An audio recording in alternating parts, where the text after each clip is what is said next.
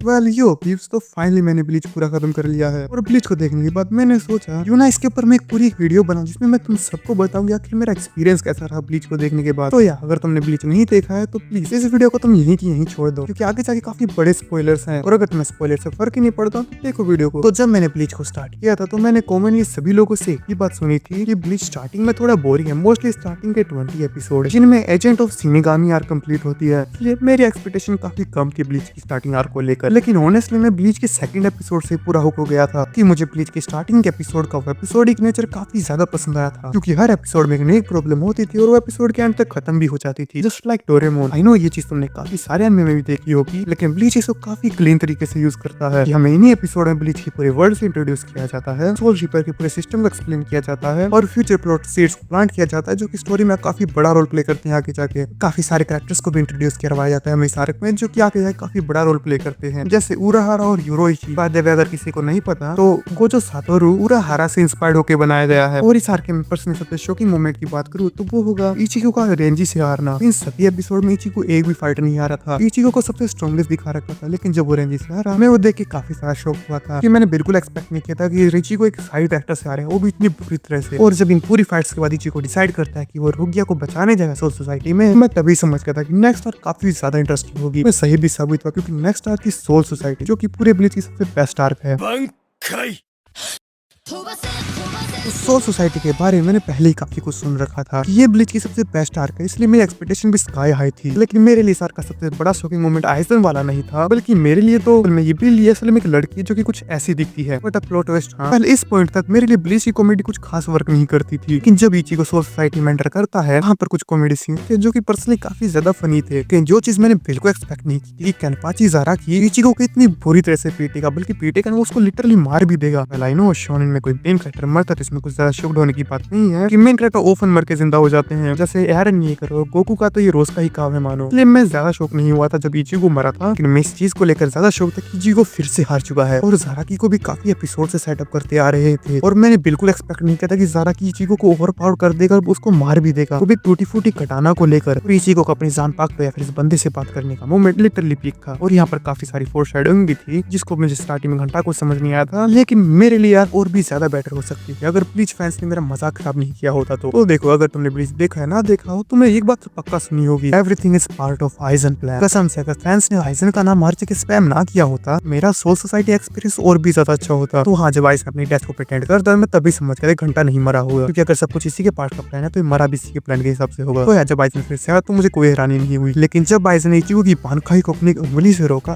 तो मैं समझ गया like bro it's such a big anime. Like पिछले ही एपिसोड में इचिको अपनी बानखाई का शो ऑफ कर रहा था और इसी एपिसोड में आइजन ने इचिको की बानखाई को अपनी एक फिंगर से रोक दिया। लाइक तुम पावर गैप देख रहे हो दोनों कैरेक्टर्स के बीच, और ये देखने के बाद मेरा कुछ ऐसा ही रिएक्शन था जैसे तुम इसमें देख सकते हो। लाइक मैं लिटरली चिल्ला रहा था। तो चलो अब बानखाई की बात करते हैं, क्योंकि इसके बिना तो सोल सोसाइटी की अधूरी है। स्पेशली अगर मैं इस आर्क में अपनी फेवरेट बानखाई की बात करूं तो वो होगी रेंजी की बानखाई। एनिमे में हमने सबसे पहले रेंजी की बानखाई देखी थी और मैं सच में इतने एपिसोड देखने के बाद मैं डिजाइन के मामले रेंजी की बानखाई टॉप 5 में आराम से रख दूंगा, क्योंकि मुझे ये बानखाई बहुत ज्यादा पसंद है। आई नो ये काफी वीक है कंपेयर टू अदर बानखाई, पर पर्सनली मुझे बहुत पसंद है। और रेंजी वर्सेस बाकिया मुझे फाइट बहुत ज्यादा पसंद है, पर्सनली ये भी मेरी फेवरेट फाइट्स में ही होगी पूरी सोल सोसाइटी में। लेकिन पर्सनली अगर मैं ब्याख्या की बानखाई के बारे में कहूँ शायद तुम लोगों की बात पसंद है, लेकिन मुझे ब्याख्या की बानखाई बिल्कुल पसंद नहीं आती स्टार्टिंग में, क्योंकि मैंने एक्सपेक्ट किया था कि ब्याख्या की बानखाई भी रेंजी की बानखाई की तरह मोस्टर टाइप कुछ होगी, और जब मैंने ब्याख्या की बानखाई देखी तो मैं पर्सनली थोड़ा डिसअपॉइंट हुआ था। कुछ एपिसोड्स पर मुझे इसकी आदत पड़ गई थी क्योंकि सांबो साकुरा इतनी सुंदर जो है। और अगर मैं अपनी सबसे हेटेड बानखाई की बात करूँ तो वो होगी इचिको की बानखाई। ब्लीच फैन मुझे कमेंट बॉक्स में मुझे गाली देने की जरूरत नहीं, पर पहले मेरी बात सुन लो। तो देखो रेंजी की बानखाई काफी ज्यादा कूल थी, बानखाई मैं काफी ज्यादा कूल कहूंगा। मैं जानता हूँ मुझे स्टार्टिंग कुछ खास पसंद नहीं आई थी, पर कुछ एपिसोड बाद मुझे आदत पड़ गई थी इसकी बानखाई की भी। लेकिन इचिको की बानखाई वेल फर्स्ट ऑफ ऑल इसका डिजाइन में कुछ खास चेंजेस नहीं आते, बस इचिको के कपड़े चेंज हो जाते हैं और उसकी कटाना का कलर चेंज हो जाता है और इचिको की स्पीड बढ़ती है। इससे ज्यादा था क्या इस बानखाई में, क्योंकि इचिको इस एनिमे का मेन कैरेक्टर है। मैंने एक्सपेक्ट किया था कुछ बहुत ज्यादा कूल चीज, पर लेटर ऑन मुझे कुछ अर्स बाद इसकी आदत पड़ गई थी, क्योंकि हर एपिसोड बाद अगर ये बंदा अपनी बानखाई लाएगा वो आदत तो पड़ ही जाएगी। वेल ये अभी भी सोल सोसाइटी में बात करने के लिए काफी कुछ बचा हुआ है, लेकिन अगर मैं इसी आर्क पर बात करता रहा तो ये वीडियो बहुत ज्यादा लंबी हो जाएगी, इसलिए हम नेक्स्ट आर्क पर चलते हैं, क्योंकि ये बाउंड आर्क बाउंड आर्क एक फिलर आर्क है और इसका स्टोरी में कोई खास इंपॉर्टेंस रोल भी नहीं है। तो यार मैंने इसको स्किप मारा क्योंकि मेरे पास इतना टाइम नहीं कि 100 से भी ज्यादा फिलर एपिसोड देखूं। इसलिए हम डायरेक्टली बात करें अरंकार आर्क की।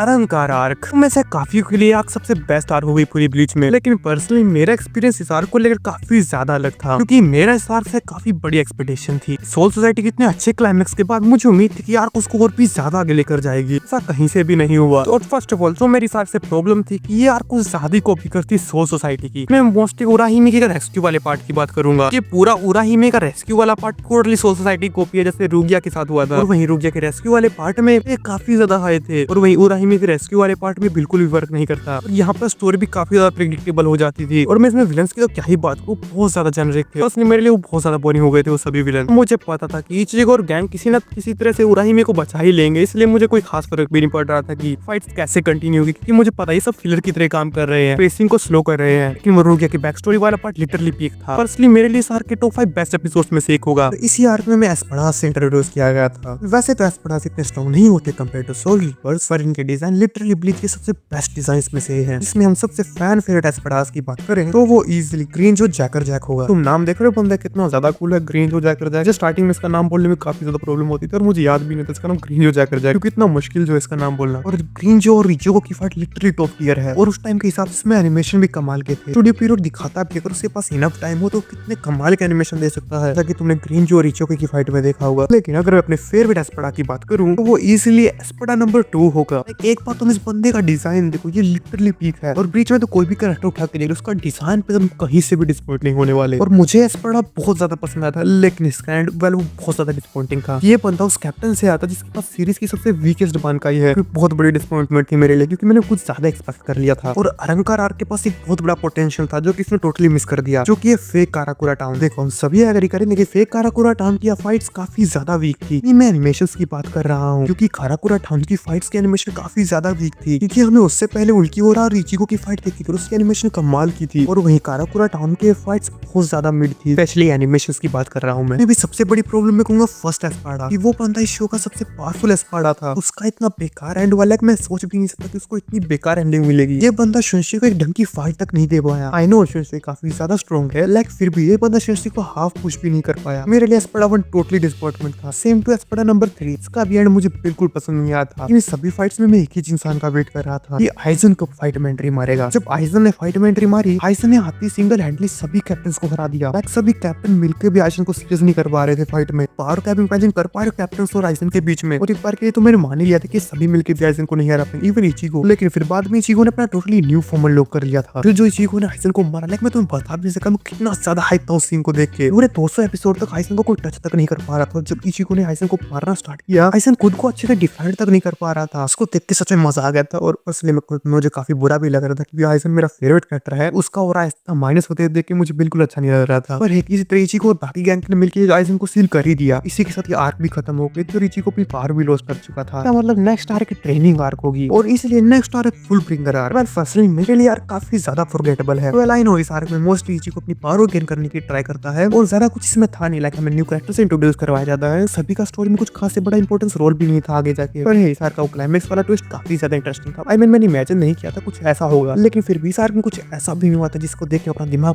लाइक ये क्या दिखा दिया तुम लोगों ने, जो था वो काफी अच्छा था। एक बार तो देखा जा ही सकता है। सेकंड नेक्स्ट और फाइनल आर्क है 1000 ईयर ब्लड वॉर आर्क। पर काफी लोग कहते हैं कि 1000 ईयर ब्लड वॉर ब्लीच की सबसे बेस्ट आर्क है, पर फॉर मी तो सोसाइटी अभी भी नंबर 1 पर है। लेकिन हो सकता है कोर 4 देखने के बाद मेरा ओपिनियन चेंज हो जाए, और अगर किसी ने फ्यूचर से कोर 4 देखा है तो कमेंट कर सकते हो। वेल 1000 ईयर ब्लड वॉर के ऊपर बात करने के लिए काफी कुछ है, लेकिन मैं सभी चीजों के ऊपर बात नहीं कर सकता, और वैसे भी वीडियो काफी ज्यादा लंबी हो चुकी है और इसको एडिट करने में भी काफी फटने वाली है, इसलिए मैं इस आर्क के सिर्फ एक ही मोमेंट की बात करूंगा, तो है यामामोतो वर्सेस युहोबा। तो देखो सो सोसाइटी पे अटैक होने से पहले मैं कुछ ज्यादा ही बोर हो रहा था, ये कुछ खास हो ही नहीं रहा था। जब सो सोसाइटी पे अटैक हुआ मैं तब भी कुछ खास सीरियस नहीं हुआ था, जो ऑलरेडी हम कितनी बार देख चुके सो सोसाइटी पे कितनी बार अटैक हो चुका है। लेकिन धीरे धीरे सभी कैप्टन हारने लगते हैं, तो मुझे फील होता है कि सिचुएशन कुछ ज्यादा ही सीरियस है। और जब ये क्वींस उनकी बानखाई चुरा लेते, जब तो मैं कुछ ज्यादा ही शॉक हो गया था कि मैंने ऐसा बिल्कुल एक्सपेक्ट नहीं किया था कि कोबो सेंसेई कुछ ऐसा कर देंगे। और जब युहोबा ज़ाराक को इतनी बुरी तरह से पीटता है तो मैं समझ गया था शायद ये सभी कैप्टन पीलने वाले हैं। लेकिन तभी फाइट में एंट्री मारता यामामोतो। फिर जो उसने किया उससे ब्लीच का मेरा फेवरेट एपिसोड बनता है वो ज़ांगी नो ताची। मेरी फेवरेट बानखाई बन गई थी उस एपिसोड के बाद। अगर मैं अपने एनिमे हिस्ट्री से बेस्ट फाइट्स की बात करूं उसमें इजीली यामामोतो युहोबा टॉप कर जाएगी। और इस फाइट के एंड में यामामोतो लिटरली युहोबा को मार देता है। लो ट्विस्ट, वो युहोबा था ही नहीं, वो उसका क्लोन था। फिर रियल युहोबा आके एक ही अटैक में यामामोतो को गोयो बना देता है। और ये देखने के बाद ये एपिसोड मेरा पूरा ब्लीच का फेवरेट एपिसोड बन गया था। शायद कोर 4 के बाद भी यही रहने वाला है। और इतनी कमाल की फाइट देखने के बाद मैंने एक्सपेक्ट किया था कि 1000 ईयर ब्लड वॉर तो मुझे और शौक नहीं कर सकता। लेकिन हर एपिसोड को देखने के बाद मैं अपना सिर पकड़ लेता था कि थाउजेंड ब्लड ओवर में इतने भयंकर प्लॉट ट्विस्ट कि तुम इमेजिन भी नहीं कर सकते। और इस वीडियो को यहीं पर रखते हैं। ये वीडियो कुछ ज्यादा ही लंबी हो चुकी है और मुझे नहीं पता मैं इसको एडिट कैसे करने वाला हूँ। लेकिन अगर तुमने इस वीडियो को यहाँ तक देखा तो प्लीज तुम लाइक और सब्सक्राइब तो कर ही सकते हो। चलो मैं जरा फिर से वन पीस पढ़ने और तुम इस चैनल को सब्सक्राइब करो।